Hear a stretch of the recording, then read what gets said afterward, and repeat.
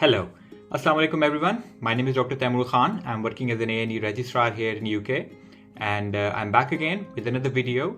This video is a part of our video series that me and Haris are preparing for people, for the doctors around the world. Our target audience are the doctors who want to come and practice in UK, or who are already in UK and are at a very initial stage of their medical career in UK. So in our video series, we discuss various topics. Haris is a core surgical trainee, so he mainly discusses the topics related to the surgery. We also have a few videos on PLAB examinations and MRCS examinations, so you can have a look at the playlist and find out the video that basically suits your needs. In today's video, I'm going to be talking about something that I personally absolutely love, and so people who know me, they know how much I advocate emergency medicine as a specialty. So I'll start with a very basic question that usually people ask me about emergency medicine, because I'm going to be talking about the very basics of emergency medicine in this video, because as I mentioned earlier, that it's kind of a baby specialty. It's a very young specialty, especially in developing countries like Pakistan, and people usually are not aware of the importance of this specialty and how much this specialty can reshape the entire healthcare system in Pakistan. And that is one of the reasons I opted for this specialty, because I personally want to go back in Pakistan and actively participate in developing this specialty from the grassroots levels. Anyways, so the first question is, what is emergency medicine? So if you go on Google and type emergency medicine, you will get a lot of various formal definitions, but I will tell you something that I believe is the actual definition of emergency medicine. So emergency medicine is a branch of medicine that deals with all kind of acute medical, surgical, gynecological, pediatrics, orthopedic and trauma related emergency conditions around the clock. This is the only specialty that never sleeps. It is a 24/7 working specialty that is situated in the front line of every hospital, whether it is a secondary or a tertiary care hospital. Okay, so most of the people, I would say that around 80% of the hospital attendances are through the A&E departments all around the world. It's not only in UK, but also in Pakistan, in other parts of the world. Most of the attendants in the hospitals are in A&E, and A&E physicians are most of the time the first point of contact for many people who come to the hospital.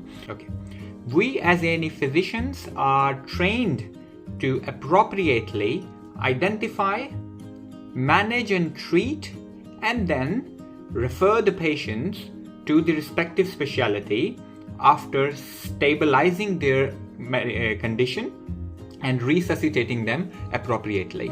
So some people might debate that we are resuscitationists. I completely agree with that term too. We are resuscitationists. Our entire curriculum of emergency medicine, our entire training is based, its main focus is to improve our resuscitation skills in all kind of emergency conditions, whether it's medical, surgical, or as I said, gynecological or whatever. And then after initial resuscitation of the patient, we refer them to the specialty. Now, the first step is identification.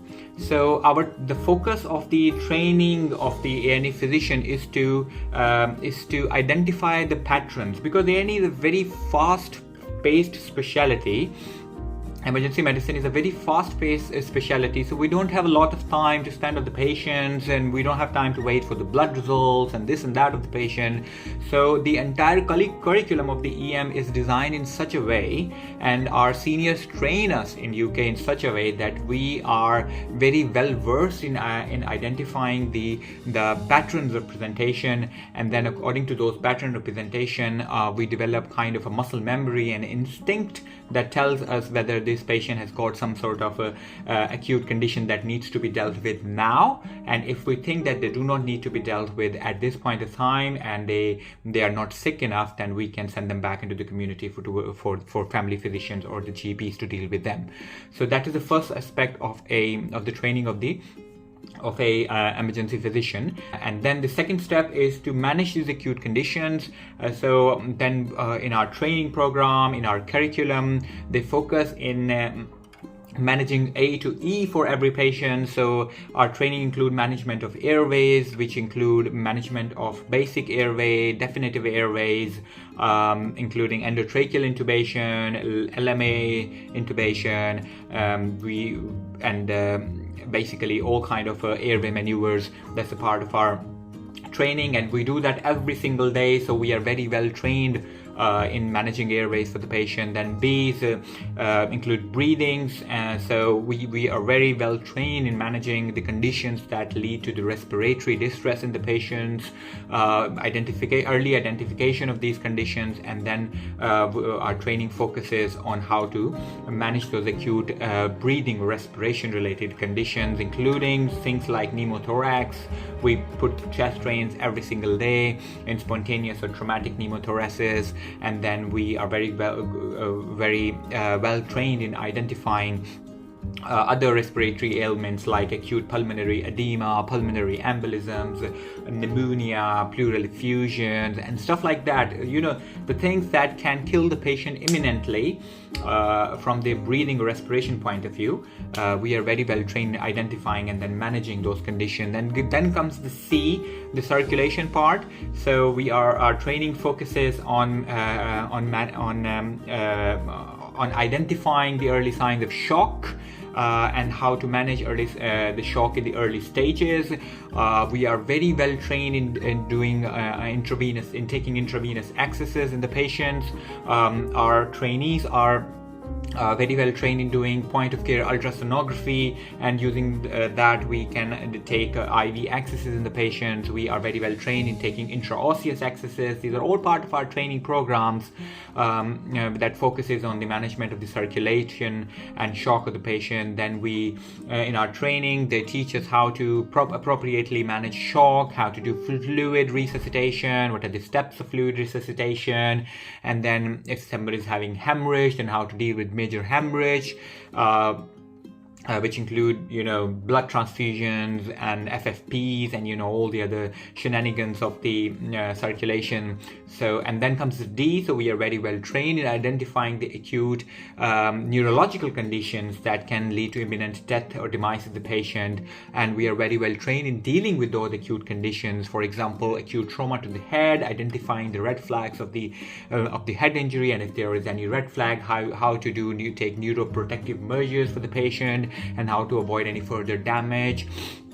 And then people coming with increased intracranial pressure due to A, B, C reason or whatever, we are very well trained in identifying those disability-related conditions, and then deal them appropriately in the very early stages, so that we can prevent the progression of the neurological damage.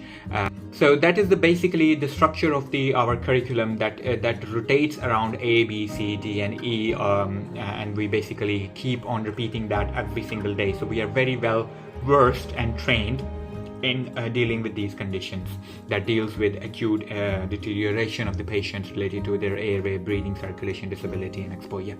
Entire curriculum is designed in such a way to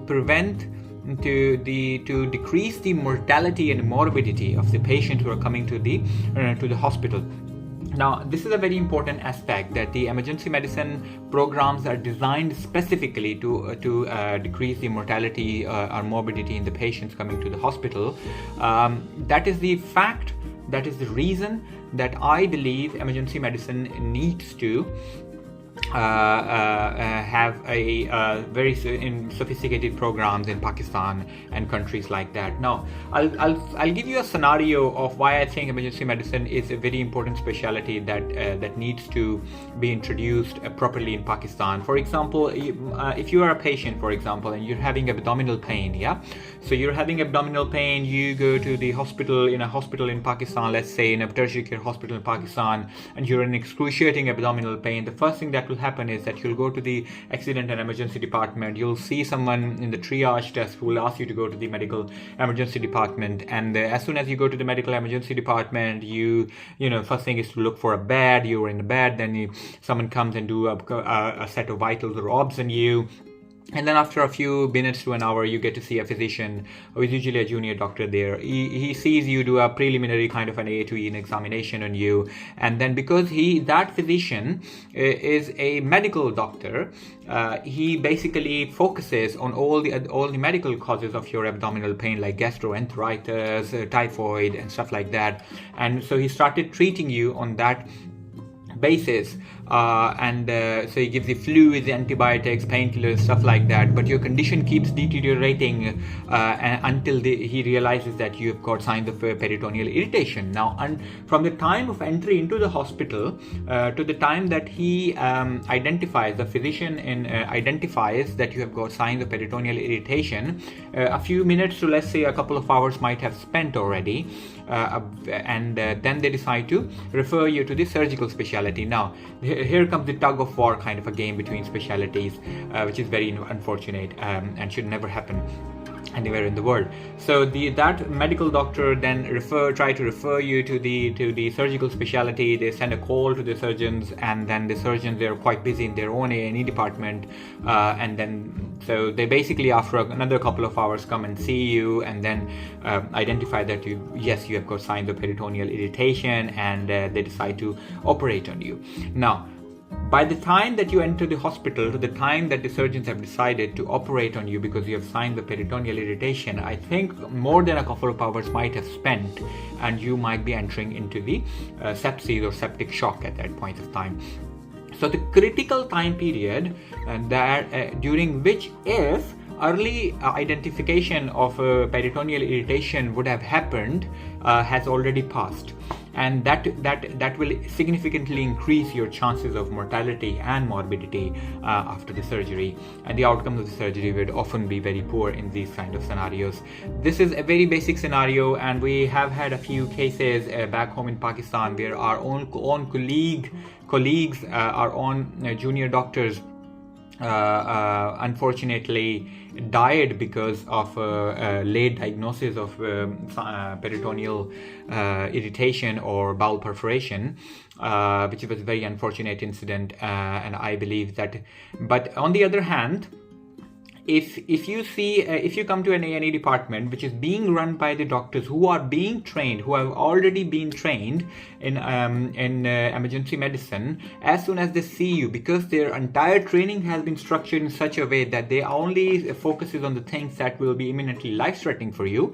So as soon as you come in, they put the hand on your abdomen. You've got abdominal pain. A trained emergency physician put his hand on your abdomen, and as soon as he feels your abdomen, he identifies the signs of peritoneal irritation there and then he looks for into your observations, and he sees that you are tachycardic, your blood pressure is dropping, so definitely you've got some sort of peritoneal irritation going on, which is causing sepsis. So he started treating you. So the first thing is identification, which is he has already done. Now the second step is that he has started treating you. So he takes IV access because he's very expert in taking IV access in you. So he started giving you fluids to prevent hypertension and septic shock. He gives you broad spectrum antibiotics because he understands the need of broad spectrum antibiotics in these cases of peritoneal irritation. And straight away he called the surgeon, and the way he describes the entire scenario to the surgeon, because he has been trained and is very well versed in how to refer an appropriate patient to the appropriate specialty. So the way he describes you to the surgeons, they understand the urgency of the condition, and they straight away come down, they see you, they identify that you have got signs of bowel perforation. If they want to do something, they can do a CT scan or whatever, But the job of the A&E physician is finished now because the specialty has taken over. Within a few minutes, you're on the theater table. They have done a laparotomy, and there you go. You have spent less time. You've wasted less time in that tug of war between the specialities, and finally your mortality and morbidity will be significantly improved. I can give a lot of such examples. You know, people who come in with major trauma in countries like Pakistan, it's a complete disaster in A&E departments there. So you go to the orthopedic department, for example, because while you were involved in a major trauma, the obvious deformity is the deformity of, let's say, an ankle. So they take you to the orthopedic department, and the entire orthopedic department only focuses on the main injury, the distracting injury that there is, an ankle dislocation fracture, and they forget to do rest of the examination on you because they're very busy, and their training is basically all designed against identifying the bone related problems. So they completely forget about your C-spine at some time, and you've spent few hours lying on a normal bed, and people are moving you from one trolley to another trolley, and no one bothers to do something about your C-spine, and they do not realize the fact that you've got a C-spine fracture, for example, and while they are moving you around, you end up having a complete quadriplegia or complete paralysis because no one knew how to deal with advanced trauma conditions.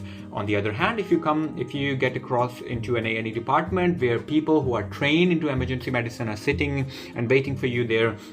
So you go to their department as a major trauma, they activate the major trauma protocol, and because they have been well trained enough, they have been trained enough to identify the need of activating the major trauma protocol, and then they start doing their major trauma assessments on you. They do a primary survey because they understand the importance of doing an A2E assessment, and even before the primary survey, because of the significance of the trauma and the mechanism of how this happened, it's a part of their training that they have to immobilize the C-spine of the patient straight away. So as soon as they receive you from the paramedics, they will do C-spine immobilization irrespective of whatever the type of injury or distracting injury or the pain you have. And then they start doing A2E assessment on you, and then during that A2E assessment they identify that you've got like C-spine tenderness or something, and you've got a distracting injury down in the ankle, and then they decide to do some scans on you, and then they probably will do a full body scan on you, and they identify C-spine fracture, and then there is an ankle fracture. And while we're waiting for the orthopods to come down and manage the ankle fracture, if it's a fracture dislocation, then any physician are well trained in preventing any further damage due to that dislocation. So even before you get to see an orthopedic surgeon, the any physician will have already reduced your ankle to avoid any neurovascular compromise there and then. So they'll reduce the ankle fracture because they are trained in reducing ankle fractures and various dislocations of the bones and joints in the body, and they put a plaster because they know how to do plastering. So they put a plaster, and your ankle's been dislocated, your foot's been saved, your C-spine has been immobilized, and now the orthopods will come down and take over from the ankle point of view, while the neurosurgeons can deal with the C-spine fracture there and then. There you go, another life saved. So I can give you a lot of such examples which I come across every single day, and when I go back to Pakistan, I'm traveling back to Pakistan in a couple of days. So whenever I go back to Pakistan and I go and have a look at the sorry condition of the accident and emergency departments there, I feel very sorry. I feel very ashamed of the simple fact that by introducing a specialty that bridges the gap between the accident and emergency departments and the specialties, if we introduce emergency medicine as a specialty that only bridges that gap, then significantly we can reduce the hospital mortality and morbidity, because you will have some frontline physicians who know how to save lives there and then, who know how to resuscitate patients appropriately, how to identify the need of resuscitation, how to resuscitate people appropriately, and then how to refer them to the respective specialities. This will not only decrease the workload on the specialities, they will only focus on their chronic ailments or the management in the ward and the clinics and stuff, but it will also significantly decrease the mortality and morbidity, because you will have well-versed trained physician in the front line who understand the need of resuscitation, etc.